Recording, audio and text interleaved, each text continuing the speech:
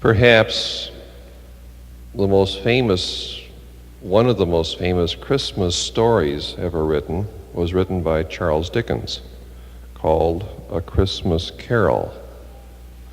Well, he wrote another story, and it seems like the title, if not the rest of the story, applies to us right now. In the book, or the title of the story is called, by Dickens, Great Expectations. We are about, within a week of Christmas. And if there is an expression that seems to sum up how many of us, and perhaps most of us, approach this time of the year, it's great expectations. And I suggest today, just as a thought, that perhaps our expectations are too great, too intense, too much to be real and to be fair to ourselves. There is so much going on around us and inside of us. Around us are presents to get and things to wrap and food to buy and houses to clean. Families, if possible, are coming back together for at least a time. And what is happening, I think, and I've sensed this sometimes inside of me and inside of others, is the furious pace leaves us busy and exhausted and sometimes overwhelmed to the point where the time comes and the time goes and we don't have time to notice. Really notice what really matters.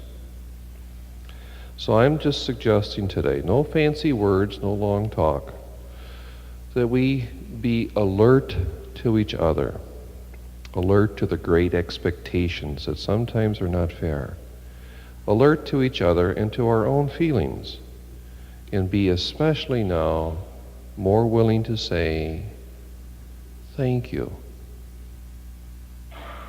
please, I'm sorry, I love you. May I help with the dishes? Or in any other way.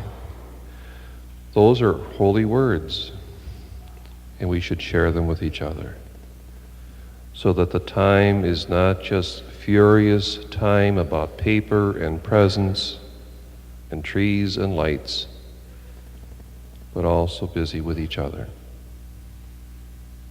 The most important present of all, the gift to people in our lives that make our lives worthwhile. But I also want us in our sensitivity to remember this. We're celebrating this year Christmas 1987, but in the minds of many of us, there are Christmases of other years. The ghost of Christmas past comes. And with that comes memories of dear people who were special to us, who made those other Christmases very dear and very precious. And those people aren't here anymore. And that hurts. Sometimes Christmas can stimulate memories that make us heavy in our hearts. To be alert to that and sensitive to people. And not say, you gotta be jolly, you gotta be happy, you gotta be merry, or else. That's not fair. Let's just take us as we are. Now, one last thought. Along with all the busy things that have to be done, I'm going to give you another job. I would hope that you would accept it. That you add to your daily roster and list of things to do another task. 5 minutes of time to do nothing at all. To turn down the volume on the screeching and the noise of whatever else is going on. And in the quiet, take time to notice God. And ask for the sensitivity to notice Christmas and people